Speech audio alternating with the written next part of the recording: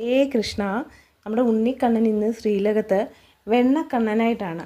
കുഞ്ഞിക്കാലുകളിൽ പൊൻതളകൾ ചാർത്തിയിട്ടുണ്ട്, പട്ടു കോണകം ഞൊറിഞ്ഞുടുത്തിട്ടുണ്ട്, കിങ്ങിണി കുംഭയോട് പറ്റിച്ചേർന്ന് കിടപ്പുണ്ട്. കഴുത്തിൽ മുല്ലമുട്ടുമാല, വളയം പോലൊരു മാല, നടുവിൽ പതക്കം പോലെ ഒരു മാലയും ചാർത്തിയിട്ടുണ്ട്. കൈവളകളും തോൾവളകളും ചാർത്തിയിട്ടുണ്ട്. വലത് കൈയിൽ ചെറിയ ഒരു വെണ്ണ ഉരുളയും പിടിച്ചിട്ട് ഇടത്ത് കൈയിൽ പൊന്നോടക്കുഴലുമായി ശ്രീലകത്ത് നിൽക്കുന്ന പൊന്നുണ്ണിയെ കാണാൻ എന്ത് ഭംഗിയാണെന്നോ. ചെവിപ്പൂക്കളും സ്വർണ്ണഗോപിയും ചാർത്തിയിട്ടുണ്ട്.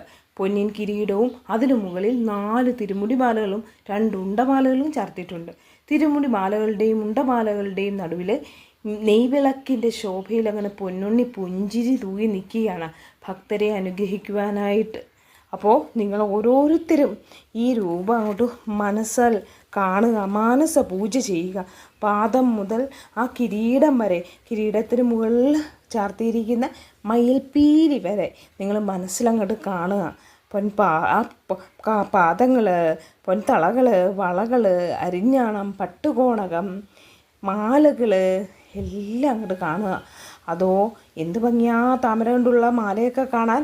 അതങ്ങോട്ട് ചാർത്തിയിട്ട് കണ്ണൊക്കെ എഴുതി, പിരിയൊക്കെ എഴുതി, പൊട്ടൊക്കെ തൊട്ട്, ചുണ്ടൊക്കെ അങ്ങോട്ട് ചുമന്ന്, എന്താ സൗന്ദര്യം പൊന്നുണ്ണിയെ കാണാൻ. വെണ്ണയൊക്കെ ആയിട്ട് പിടിച്ചുകൊണ്ട് നിൽക്കുന്ന ഓടക്കുഴലും പൊന്നോടക്കുഴലൊക്കെ പിടിച്ചിട്ട് നിൽക്കുന്ന നമ്മുടെ സുന്ദരനായ നമ്മുടെ പൊന്നുണ്ണിയെ നിങ്ങളെല്ലാം അങ്ങോട്ട് മനസ്സിൽ കണ്ടേ.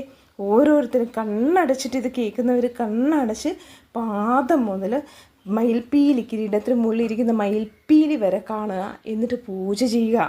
ആ പാദത്തിൽ നമ്മളെന്താ, നമ്മുടെ കയ്യിലുള്ള ഒരു തുളസിപ്പൂവാണെങ്കിൽ, തുളസി ഇലയാണെങ്കിൽ അത് അർപ്പിക്കുന്നു. നമുക്കവിടെ ഉണ്ണിയെ കെട്ടിപ്പിടിച്ച് ഉമ്മ കൊടുത്തൂടെ, ഓമനിച്ചൂടെ, സങ്കടം പറഞ്ഞൂടെ, ചിരിച്ചുകൂടെ, കളിയാക്കിക്കൂടെ. അപ്പോൾ എല്ലാവർക്കും ഗുരുവായൂരപ്പൻ്റെ അനുഗ്രഹം ഉണ്ടാകട്ടെ.